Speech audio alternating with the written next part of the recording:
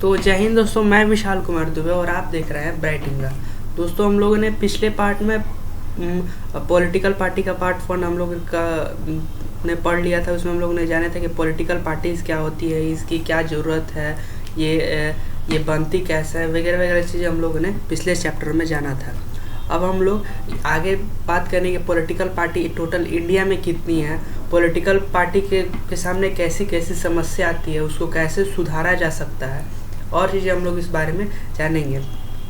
लेकिन first of all आप हमारे टेलीग्राम ग्रुप से ज्वाइन हो जाइए, क्योंकि अगर जो हम लोग वीडियो लाते हैं उसका सबसे पहले नोटिफिकेशन अगर कहीं मिलता है तो टेलीग्राम ग्रुप में वहाँ पर आपको मिल जाता है।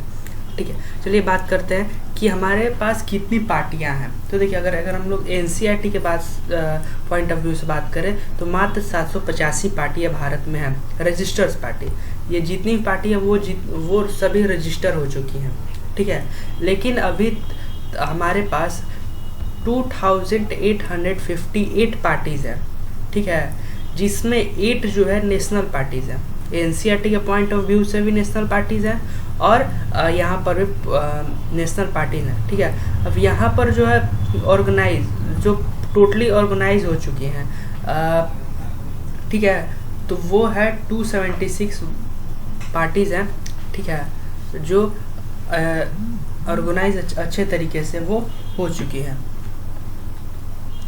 ठीक है, बात करते हैं आखिर ये पार्टी जो है वो क्या वो हर जगह इतनी ही होती हैं? नहीं। तो देखिए, पार्टी के लिए भी सिस्टम होता है। कहीं कहीं 1 पार्टी सिस्टम होता है, कहीं कहीं 2 पार्टी सिस्टम होता है। ठीक है, अब 1 पार्टी सिस्टम क्या होता है कि वहाँ पर उस देश या उस राज्य में, बेसिकली देश की हम लोग बात करते हैं तो जिस देश की अगर हम लोग बात करते हैं उस देश में बस वो एक ही पार्टी होगी। ठीक है, उस देश में बस वो एक ही पार्टी हो, जैसे कम्युनिस्ट पार्टी है। ठीक है, तो कम्युनिस्ट पार्टी चाइना में सिर्फ एक कम्युनिस्ट पार्टी है। ऐसा नहीं कि आप वहाँ पर राजनीतिक दल नहीं बना सकते हैं, राजनीतिक दल बना सकते हैं, लेकिन आप इंडिविजुअल यानी अकेले आप वो वहाँ पर किसी इलेक्शन में खड़ा नहीं हो सकते हैं। ठीक है, तो वहाँ पर हम देखिए, सपोज दैट हम लोग क्या होता है कि यहाँ पर जब इलेक्शन का टाइम आता है तो बहुत सारे आपके पास पार्टीज आती हैं, जैसे कि भाजपा हो गया, कांग्रेस हो गया, और मेनली बहुत सारे पार्टीज आती हैं अपने अपने आइडियाज़ लेकर, अपने अपने पॉलिसीज़ लेकर। लेकिन क्या चाइना में ऐसा नहीं होता है? चाइना में वहाँ पर एक पार्टी है, वहाँ सिंगल पार्टी सिस्टम है। ठीक है, वहाँ पर सिर्फ एक पार्टी है जिसका नाम है communist party, communist party of China. वो पार्टी सिर्फ वहाँ पर जो इलेक्शन होगा वहाँ पर कॉन्टेस्ट कर सकती है। ठीक है, एक ही पार्टी सिर्फ वहाँ पर चुनाव लड़ सकती है। फिर उसके बाद आता है 2 पार्टी सिस्टम। 2 पार्टी सिस्टम या डुअल पार्टी सिस्टम इसको कहा जाता है। बहुत सारे बुक में, जैसे आप प्राइवेट पब्लिकेशन का बुक पढ़ेंगे तो वहाँ पर लिखा होगा डुअल पार्टी सिस्टम, यानी 2 पार्टी इलेक्शन में लड़ सकते हैं। उससे अधिक पार्टी होंगे लेकिन लड़ेंगे 2। अच्छा सर, हम यहाँ पर एक तो पार्टी यहाँ पर इलेक्शन में लड़ेगी, ये हम मान लिए, लेकिन बाकी सब जो पार्टी बनाएंगे, मान लीजिए वहाँ पर एक जो चाइना में एक तो वहाँ पर की गवर्नमेंट जो पार्टी होगी, यहाँ सही है, लेकिन अगर हम वहाँ पार्टी बनाएंगे तो उसकी ज़रूरत क्या? क्योंकि वो तो इंडिविजुअल वहाँ पर तो लड़ नहीं सकती है, जो रहेगी इसके अंतर्गत ही रहेगी, वो इससे समर्थक लेकर लड़ सकती है, इंडिविजुअल नहीं वो लड़ सकती हैं। तो वहाँ पर लोग ये समझते हैं कि भाई जब हम इसे इंडिविजुअल नहीं लड़ सकते हैं तो वहाँ पर पार्टी बनाने की ज़रूरत ही क्या है? ठीक है, दूसरा देखते हैं डुअल पार्टी सिस्टम। तो वहाँ पर सिर्फ क्या होता है कि 2 पार्टी ही होती है, उसके अलावा हो सकती हैं, लेकिन इलेक्शन में जो लड़ेंगे, जो पार्टियाँ कॉन्टेस्ट जो करेंगी, सिर्फ वो 2 पार्टियाँ ही करेंगे। जैसे कि आप यूएसए की बात करें तो वहाँ पर 2 पार्टी है, एक रिपब्लिक पार्टी, एक डेमोक्रेटिक पार्टी। ठीक है, रिपब्लिक पार्टी से मैं आपको बता दूं, रिपब्लिक पार्टी से जो वहाँ पर अभी रिसेंटली जो वहाँ के प्रेसिडेंट है वो रिपब्लिक पार्टी से हैं। ठीक है, और मल्टी पार्टी सिस्टम क्या होता है कि एक जो पर्सन होता है, ठीक है, एक जो पर्सन होता है वो किसी उसके सामने बहुत सारे चॉइस आते हैं। मैं एग्जांपल से आपको बताता हूँ कि जैसे कि मान लीजिए आप हैं ये, और तो आपके पास बहुत सारे चॉइस आ गए, आपके पास बहुत सारे चॉइस है। मान लीजिए ये भाजपा हो गया, ये कांग्रेस हो गया, तो आप किसी के भी पॉलिसी सेलेक्ट करके उसको तो आप वोट दे सकते हैं। यहाँ पर क्या था कि यहाँ पर सिर्फ आप एक ही को, अब सब मन कर रहा है नहीं कर, लेकिन आपको उसको वोट देना है। यहाँ पर क्या था कि बस आपको 2 ही ठो को वोट देना है, बस आपको यहाँ पर 2 ही ठो को वोट दे, लेकिन आपके पास यहाँ पर सेवरल ऑप्शंस है। तो अब सेवरल ऑप्शंस हैं तो आप किसी को भी आराम से वोट दे सकते हैं, ठीक है। मल्टी पार्टी सिस्टम क्या कहता है? मल्टी पार्टी सिस्टम यह कहता है कि एक देश में बहुत सारे पार्टी हो सकते हैं और वो सभी इलेक्शन कंडक्ट कर सकते हैं, सभी इलेक्शन में लड़ सकते हैं। अच्छा ठीक है, तो ये सब डिपेंड कैसे करता है कहाँ पर 1 पार्टी सिस्टम होगा, कहाँ पर 2 और कहाँ पर मल्टी पार्टी सिस्टम। यहाँ पर सेवरल पार्टी सिस्टम भी बहुत ज़्यादा मल्टी पार्टी सिस्टम को कहा जाता है, ठीक है। तो ये वहाँ की कुछ अगर हद तक बात करें तो वहाँ की जो एक कल्चर की जो बनावट होती है, कल्चर जो सिस्टम होती है उस पर बेसिकली, मतलब कि हम लोग बात करते हैं चाइना की, तो वहाँ पर बौद्धिस्ट धर्म आपको बहुत ज़्यादा मिलेंगे, ठीक है। तो वहाँ पर सिर्फ सिंगल पार्टी। अब बात कीजिए इंडिया में, तो इंडिया में कितने सारे धर्म हैं, कितने सारे रिवाज हैं, इसको काउंट तो आसानी से हम लोग नहीं कर सकते हैं, क्योंकि अगर आप यहाँ पर से मान लीजिए 5 किलोमीटर अपने एरिया से आगे जाते हैं तो वहाँ की लैंग्वेज बदल जाएगी, हो सकता है वहाँ का जात पात बदल सकता है, वहाँ का धर्म बदल सकता है। तो आप यहाँ पर मल्टी लैंग्वेज हो जाएंगे, मल्टी कास्ट हो जाएंगे, तो वहाँ पर क्या एक पार्टी या 2 पार्टी रहने से होगा? सपोज दैट मान लीजिए हम आगे हम लोग पढ़ेंगे बाकी सब पार्टी, मान लीजिए यहाँ पर एक बीजेपी नाम की एक पार्टी है, बीजेपी पार्टी है, ठीक है। अब इसका मेन एक पर्पस है कि हम क्या हिंदुज़्म का को सपोर्ट करें। तो क्या एक बात बताइए, जब ये हिंदुज़्म को सपोर्ट करेगी तो क्या यहाँ के जो अदर जो रिलीजन के लोग हैं, जैसे कि यहाँ पर मुस्लिम्स लोग हैं और यहाँ पर क्रिश्चियंस लोग हैं, तो क्या इसको वोट देंगे? क्योंकि ये तो अब तो प्रमोशन करेगी सिर्फ हिंदूज़ का, तो ये लोग क्यों भला वोट देंगे? अच्छा मान लीजिए हम यहाँ पर एक और पार्टी बना दी है, ये पार्टी क्या करेगी? ये पार्टी बेसिकली करेगी मुस्लिम को सपोर्ट। तो क्या यहाँ के जो सिख है या क्रिश्चियंस है क्या इसको वोट देंगे? बिल्कुल नहीं देंगे भाई। जब आप अपने धर्म को सपोर्ट करें तो हम आपको वोट क्यों देंगे? तो इसी चीज़ के लिए हमारे यहाँ बहुत सारे रिलीजन हो जाते हैं, अब बहुत सारे कास्ट हो जाते हैं, तो इसी के चलते हम लोग क्या करते हैं, मल्टी पार्टी सिस्टम हम लोग कहाँ रूल है, ठीक है। अब ये जो है एक डायग्राम है, ठीक है ना, क्लासिफाई किया गया पार्टी सिस्टम्स कितने हो सकते हैं, ठीक है। तो यहाँ पर आप इसको आप स्क्रीनशॉट ले लीजिएगा, ठीक है, क्योंकि एक शॉर्ट नोट में याद करने के लिए अच्छा रहेगा, ठीक है। ये हमारे यहाँ की नेशनल पार्टीज है। अब देखिए पार्टी जो बढ़ जाती हैं वो दो हिस्सों में बढ़ जाती है, एक होती है नेशनल पार्टी और एक होती है स्टेट पार्टी। जो नेशनल पार्टीज जो होती है वो पूरे राष्ट्र में काम करती हैं। ये कैसे नेशनल पार्टीज बनती हैं, कोई पार्टी कैसे नेशनल पार्टी बनती है, और एक जो होती है वो स्टेट पार्टी जो होती है तो वो कैसे बनती है, तो हम लोग इसके बारे में कैसे उनको मान्यता प्राप्त मिलेगा। तो यहाँ पर देखिए टीएमसी हो गया, कांग्रेस हो गया, फिर बीजेपी और यहाँ पर बीएसपी, ठीक है। ये जो है मेनली हम लोग इसके बारे में बात करें, क्योंकि ये जो 8 है भारत की पॉलिटिकल नेशनल पार्टीज हैं, ये 8 है। यहाँ पर 7 ही फिगर में दिया हुआ है लेकिन 8 है, ठीक है। सबसे पहले हम लोग बात करते हैं भारतीय जनता पार्टी की। तो इसको फॉर्म 1980 में हुआ था, और ये देखिए भारतीय जनता पार्टी 1980 में बेसिकली अपने रूप में आई थी, लेकिन ये किसके द्वारा चल रही थी? तो उस समय चल रही थी भारतीय जनसंघ, जो 1950 में बना था। भारतीय जनसंघ के ये बदौलत ये चल रही थी, मतलब कि वहाँ पर एक मेनली कहा जाए तो ये जो पार्टी है एक वहाँ से रीबर्थ ली 1980 में, 1980 में वहाँ पर रीबर्थ ली, कहाँ से? भारतीय जनसंघ से, और वहाँ पर एक नया पार्टी फॉर्म हुआ भारतीय जनता पार्टी। अच्छा ठीक है सर, ये तो जान के, लेकिन इसका मेन एजेंडा क्या है, ये किस पर ये बेसिकली काम करती है? तो ये काम करती है हिंदूज पे। ये समझती है कि जो भारत जो है वो बेसिकली हिंदू राष्ट्र है, ठीक है, हिंदू राष्ट्र है, ठीक है। ये बोलती है कि देखिए हम तो सेकुलर हैं, लेकिन बेसिकली इनके जो पॉलिसीज़ हैं वो सेकुलर जैसे नहीं है, ठीक है। तो ये अपने को हिंदूज़ को बहुत ज़्यादा, ये धारा 370 की विरोधी रही है, विशेष अधिकार जो कश्मीर को मिला हुआ था धारा 370, उसके ये विरोधी, तो जब हम लोगों ने जैसे पिछले साल देखा कि ये धारा 370 हट गया, ठीक है। तो बेसिकली ये जो पार्टी है उसके विरोधी राष्ट्रव्यापी पार्टी है, यानी कि ये राष्ट्रव्यापी काम करती है, ठीक है। राष्ट्रव्यापी मतलब राष्ट्रीय सोच रखने वाली ये पार्टी है, ठीक है। अब हम लोग बात करते हैं बहुजन समाजवादी पार्टी। अच्छा, मैं आपको यहाँ पर बता दूं कि भारतीय जो जनता पार्टी है इसी के प्राइम मिनिस्टर हम लोग कहाँ अभी है, ठीक है। अब हम लोग बात करते हैं बहुजन समाजवादी पार्टी। अब ये जो पार्टी बेसिकली है, ये है बेसिकली आपको ये पार्टी मिलेगी उत्तर प्रदेश में, यानी कि एक बेस पॉइंट अगर कहा जाए तो उत्तर प्रदेश में इसका है, लेकिन आप मध्य प्रदेश की बात करें, राजस्थान की बात करें, छत्तीसगढ़ की, तो इन जगहों इस पार्टी का आपको पैड मिल जाएगा, ठीक है। अब इसकी जो यहाँ पर अभी प्रेसिडेंट है इस पार्टी की, वो है मायावती, ठीक है।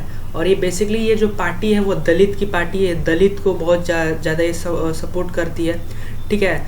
और ये साहू महाराज, महात्मा फुले और भीमराव अंबेडकर, यानी जो हमारे कॉन्स्टिट्यूशन के हेड रहे हैं, कॉन्स्टिट्यूशन असेंबली के हेड, उनके विचारों पर बहुत ज़्यादा ये चलने वाली ये पार्टी है, ठीक है। इसको रिफॉर्म किया गया था, इसको बनाया गया था 1984 में, किसके, कांजीराम के द्वारा, ठीक है। ये अभी मर चुके हैं, ठीक है। तो ये कांजीराम के द्वारा ये पार्टी को रिफॉर्म किया जाता, और इसकी साइन जो है वो है एलिफेंट, हाथी, ठीक है। और भाजपा की जो साइन है दोस्तों, ये है वो कमल का फूल, ठीक है। तो इसको आप याद रखिएगा, साइन बहुत बार पूछ जाता है। अभी हम लोग बात करें all India Trinamool Congress. All India Trinamool जो कांग्रेस वो आपको पश्चिम बंगाल में मेनली देखने को मिल जाएगा। इनके जो अभी लीडर हैं, बात करें इस पार्टी के प्रेसिडेंट की, तो वो है ममता बनर्जी। 1988 में ये पार्टी फॉर्म हुआ था, लेकिन इसको एक राष्ट्रीय पार्टी का दर्जा जो मिला वो 2016 में मिला, ठीक है। इसका सिंबल क्या है, ये घास और फूल इसका जो है सिंबल है, ठीक है। ये सेकुलरिज्म और फेडरलिज्म पर ये पार्टी बेसिकली विश्वास करती है, ठीक है। और इसके जो पैड कहाँ है, तो अरुणाचल प्रदेश, मणिपुर और त्रिपुरा जैसे जगहों पर इसके जो है पैड बेसिकली देखने को मिल जाएंगे, ठीक है। अब हम लोग बात करते हैं कम्युनिस्ट पार्टी। देखिए कांग्रेस जो है भारत की सबसे पुरानी पार्टी है, उसके बाद अगर कोई पार्टी आती है तो कम्युनिस्ट पार्टी। ये 1925 में ये जो पार्टी है वो रिफॉर्म हुई थी, ठीक है। और ये जो बिलीव करती है मार्क्स और लेनिन के विचारधारा पे, ये सेकुलरिज्म और डेमोक्रेसी पे बेसिकली बहुत ज़्यादा विश्वास करती है, ठीक है। लेकिन ये पार्टी जो है 1964 में ये पार्टी बट के आगे हम लोग बात करेंगे। इसके अभी अगर हम लोग बात करें कि बेस पॉइंट कहाँ पर, तो वेस्ट बंगाल आपको पंजाब में देखने को मिल जाएंगे, आंध्र प्रदेश वगैरह में देखने को मिल जाएंगे, ठीक है। अब इस पार्टी में की जो साइन है वो है ये।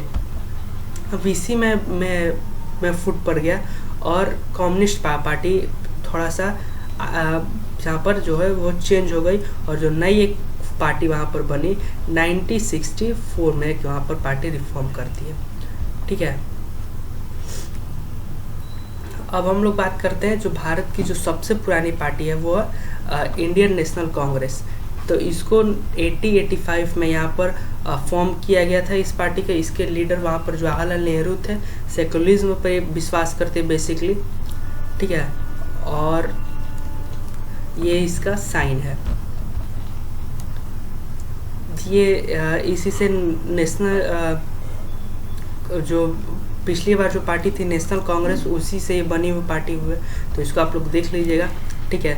ये कुछ स्टेट्स पार्टीज हैं, तो इनको आप लोग याद कर लीजिएगा, ठीक है। अब हम लोग बात करते हैं मेन पॉइंट जो है challenges to political parties. Political parties के पास क्या क्या चैलेंजेस आते हैं, तो देखिए पहले तो उनके पास जो चैलेंज आते हैं वो है इंटरनल डेमोक्रेसी के। उनके पास इंटरनल डेमोक्रेसी नहीं है, यानी कि देखिए यहाँ पर जितने भी मेंबर्स हैं, मान लीजिए एक बड़ी पार्टी है तो उसके जितने भी मेंबर्स हैं, अब तो एक दो तो मेंबर होंगे नहीं, करोड़ों मेंबर्स होंगे, तो करोड़ों मेंबर्स के नाम वहाँ पर उन लोगों के पास रजिस्टर नहीं होते हैं। तो क्या होता है कि जब मीटिंग जब होता है तो हर मेंबर्स के पास क्या वो हो रहा है पार्टी में, बेसिकली ये चीज़ मालूम नहीं चलता है। अच्छा, इंटरनल डेमोक्रेसी का मतलब कि उनके अंदर लोकतंत्र की कमी है, यानी वो बहुत ज़्यादा हो सकता है तो पैसे का भी मतलब जिसके पास पैसा है उनको पार्टी जो है फॉर्म आगे करती होगी, उनको ज़्यादा वैल्यू देती होगी। तो ये चीज़ें उन लोगों के पास डेमोक्रेसी में कमी होता है, तो इसके चलते उनको एक चैलेंजेस फेस करना पड़ सकता है। अच्छा, दूसरी जो पॉलिटिकल पार्टीज़ के पास दिक्कत आती है वो दोस्तों क्या होती है कि वहाँ पर जो टॉप लीडर्स होते हैं, अब कोई टॉप लीडर्स जो होता है वहीं बेसिकली वो बहुत ज़्यादा फॉर्म आगे करता है। उसमें अंदर क्या होता है कि जो छोटे छोटे वर्कर्स होते हैं या फिर छोटे छोटे जो कार्यकर्ता होते हैं वो बेसिकली उतना ज़्यादा पोजीशन को इंक्रीज नहीं कर पाते हैं। और जो पार्टी जिसके अंदर कंट्रोल रहती है, जैसे कोई मान लीजिए कोई पार्टी वंशवाद वाली है, तो मतलब कि वंशवाद का मतलब कि वो उसके जो आगे आने वाले जितने भी जनरेशन है वो इस पार्टी को रूल करेंगे, तो उनके पास ये एक समस्या देखने को बेसिकली मिल जाती है। तो वो परिवार वाले वहाँ पर बेसिकली उस पार्टी को आगे बढ़ाते हैं, तो नीचे के जो वर्कर्स होते हैं उनको उतना वैल्यू नहीं मिलेगा। जो तीसरी जो चैलेंजेस आपको फेस वहाँ पर होते हैं वो होते हैं मनी एंड मसल पावर के। जिनके पास पैसा होता है वो आसानी से टिकट खरीद लेते हैं। अब वो आसानी से टिकट खरीद लेते हैं तो जो बेसिकली टिकट का असली उम्मीदवार हैं उनके पास टिकट नहीं मिल पाता है और वो इलेक्शन में नहीं लड़ पाते। उनको हो सकता है उनको बहुत ज़्यादा निर्दलीय लड़ना पड़े। फिर क्या होता है कि क्रिमिनल बैकग्राउंड्स वाले पैसा देकर टिकट खरीद लेते हैं और कहीं के वो MP MLAs मच जाते हैं। तो ये एक चैलेंजेस हो जाता है कि अपने फेस को वो ख़राब कर लेती है पार्टी। और देखिए, और जो थर्ड जो सबसे ज़्यादा दिक्कत होता है कि उनके पास एक बात को अगर बताया जाए उनके पास पॉलिसीज़ की बहुत ज़्यादा कमी हो जाती है। ठीक है, पार्टी के पास नया आइडियाज़ नहीं है। और मान लीजिए सब पार्टी आज के डेट में सब बेरोजगारी पर बात करें तो आदमी के पास क्या होगा, हम लोग जैसे जितने वोटर्स हैं तो उनको क्या लगेगा कि भाई कौन अच्छी है कौन बुरी है, क्या हम लोग कैसे उसको एनालिसिस करेंगे। तो ये सब चीज़ें वहाँ पर देखने को मिले। तो इसको कैसे हम लोग सुधार सकते हैं, तो देखिए एक आर्टिकल पब्लिश हुआ था। आर्टिकल का मतलब कि एक कानून में संशोधन किया था 1985 में सुप्रीम कोर्ट के कहने पर ये आर्टिकल जो अमेंडमेंट है ये किया गया था और ये था 52 कॉन्स्टिट्यूशन अमेंडमेंट। इसके अंदर एक नया सब जो जोड़ा था डिफेक्शन, यानी दल बदल अधिनियम। अब होता क्या था कि देखिए अभी आप जब कॉन्स्टिट्यूशन आप डिटेल में जब पढ़ेंगे, कॉन्स्टिट्यूशन सिविक्स जब डिटेल में जब पढ़ेंगे तो क्या होगा बेसिकली आपको यहाँ पर एक वर्ड देखने को मिलेगा कि आए राम गए राम। यानी कि वहाँ पर क्या होता था कि मान लीजिए कि कोई पार्टी एक MLA से या एक MP से अपना सरकार बना ले रही है और दूसरी पार्टी के पास एक MP या एक MLA कम है, वो सरकार नहीं बना पाती है। तो क्या किए कि जिसके पास ज़्यादा MLA है, कम MLA वाली पार्टी क्या कि देखो भाई हम तुमको 10 करोड़ रुपया देते हैं, तुम हमारे पास आ जाओ। तो जो एक MP जिसके पास ज़्यादा था वो आ गया इनमें। अब इनसे क्या हुआ कि वो तो पैसे का लालच देकर आ गया। अब इनसे क्या हुआ कि जिसकी सरकार बन रही थी वो नहीं बनी और जिसकी नहीं बननी चाहिए थी उसकी बन गई। तो ये चीज़ें जो होती हैं इसको रोकने के लिए सुप्रीम कोर्ट के कहने पर ये कॉन्स्टिट्यूशन पास किया गया। अब इसमें होता क्या है कि एक अकेला आदमी अगर दल को बदलता है, एक दल से दूसरे दल में जाता है, तो वो MP हो या MLA उसकी सदस्यता जो मेंबरशिप है वो चाहे विधानसभा में हो चाहे लोकसभा में, तो उसको क्या कर दिया जाएगा, कैंसिल कर दिया जाएगा। ठीक है, तो ये अब देखिए तो उसके साथ 1/3 तो भाई कम से कम आप 1/3 तो जाइए, और उसके साथ अगर मान लीजिए 1/3 से कम जा रहा है तो कम से कम उस पार्टी का लीडर साथ में जाना चाहिए दूसरी पार्टी में, तब ये यहाँ पर उस समय ये जो पॉलिसी है वो लागू नहीं होती है। ठीक है, फिर सुप्रीम कोर्ट क्या किया कि यहाँ पर एक कानून पारित करने के लिए कहा और यहाँ पर उसने ऑर्डर दिया कि देखिए जो मनी और जो वाले जो हैं और जो क्रिमिनल बैकग्राउंड वाले हैं उनको अपना रिकॉर्ड देना पड़ेगा कि उनके पास कितनी पैसा है, अचल या अचल संपत्ति है या फिर उनका क्या क्रिमिनल बैकग्राउंड है वो बेसिकली बताना होगा। ठीक है, फिर उनके पास फिर कहा गया कि देखो भाई आपको इलेक्शन कमीशन को ये चीज़ें बताना होगा कि आप कितना इनकम टैक्स रिटर्न कर रहे हैं, क्या आपके पास पार्टी के कितने लोग हैं, उनको ये सब चीज़ें बतानी होगी। ठीक है, और पार्टी के वैल्यू सुधारने के लिए बहुत सारे तरीके हो, जैसे कि वहाँ पर औरतों को आरक्षण दिया जा सकता है या फिर हो सकता है कि कुछ दबाव समूहों के द्वारा उन पर दबाव बनाया जा सकता है बदलने के लिए। तो ये सब चीज़ें हैं जो आपको मेनली पढ़नी होती है। और यहाँ पर हम लोग का ये लेक्चर हो गया ख़त्म। मिलते हैं अगले वीडियो में, तब तक के लिए जय हिंद।